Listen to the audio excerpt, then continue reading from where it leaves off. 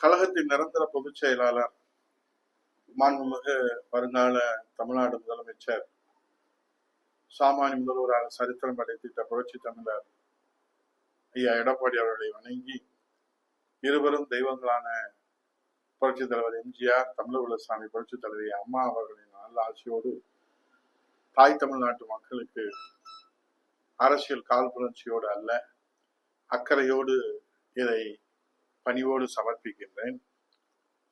கோட்டு சூட்டு போட்டுக்கொண்டு சும்மா ஜம்முன்னு செயின்ட் ஜார்ஜ் கோட்டைக்கு அதானி, அம்பானி, டாடா, பிர்லாவின் வாரிசு போல நம்ம முதல்வர் விஜய் தம்பி தினந்தோறும் செயின்ட் ஜார்ஜ் கோட்டைக்கு வருவதோடு தமிழ்நாட்டுக்கு வருகின்ற தொழில் முதலீடுகளை எல்லாம் தினந்தோறும் கோட்டை விட்டு கொண்டே இருக்கிறாரே.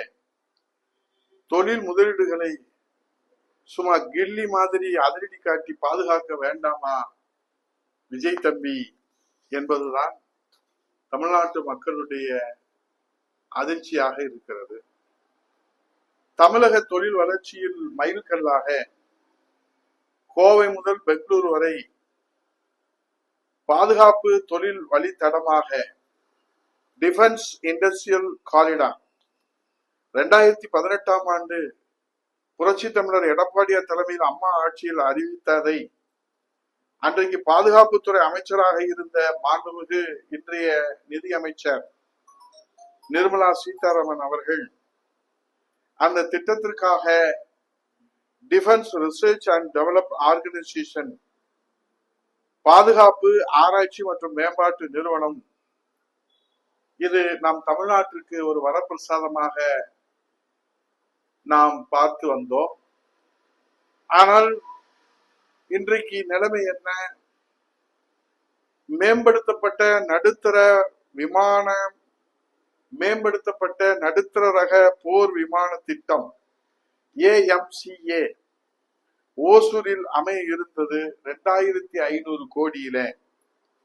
மே 10ஆம் தேதி நம்ம விஜய் தம்பி கோட்டு சூட்டு போட்டு இன்றைக்கு தொழில் அதிபரை போல அவர் முதல்வராக, சாமானிய முதல்வராக பதவியேற்றாரே.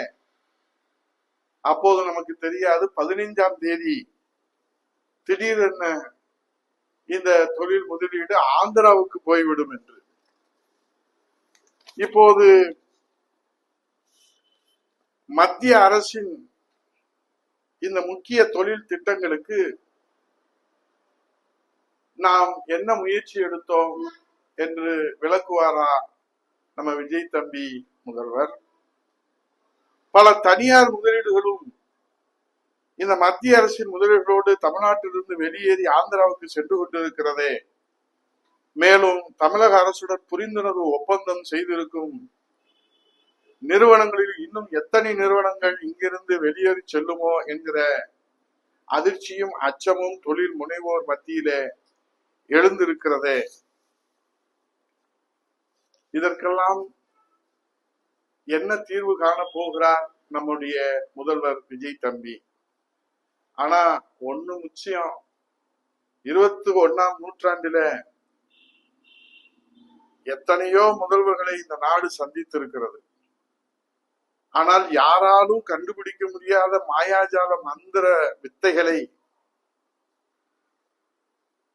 தன்னகத்தே கொண்டிருக்கிற விஜய் தம்பி ஆட்சி அதிகாரத்தை பிடிப்பதிலும் சரி, தாவேகா கட்சிக்கு ஆயுளை நீட்டிப்பதற்காக உலகம் முழுவதும் அனைத்து கட்சிகளிலிருந்து ஆள் பிடிப்பதிலும் சரி, இல்லை தமிழ்நாட்டிலே இருக்கிற அரசியல் கட்சிகளை வளைப்பதிலும் சரி, அவர் காட்டி வருகின்ற மாயாஜால மந்திர சக்தியை, அவர் காட்டி வருகின்ற ஆட்சி அதிகாரத்தை பிடித்ததிலும் சரி, தாவேகா கட்சியின் ஆயுளை நீட்டிப்பதற்காக ஆள் பிடிப்பதிலும் சரி, தன்னுடைய மைனாரிட்டி அரசை மெஜாரிட்டியாக மாற்றுவதற்கு அரசியல் கட்சிகளை வளைப்பதிலும் சரி, அவர் காட்டி வருகிற மாயாஜால மந்திர சக்தியை தொடர்ந்து ஏற்பட்டு வருகிற மின் தடையை தீர்ப்பதற்கு பயன்படுத்துவாரா? பயிர்க்கடனை முழுமையாக தீர்ப்பதற்கு பயன்படுத்துவாரா? பெண் குழந்தைகளை முழுமையாக பாதுகாப்பதற்கு தன்னுடைய மாயாஜால மந்திர சக்தியை பயன்படுத்த முன் வருவாரா? போதைப் பொருள் நடமாற்றம் இல்லாத தமிழகத்தை உருவாக்குவதற்கு தன்னுடைய சக்தியை பயன்படுத்துவாரா?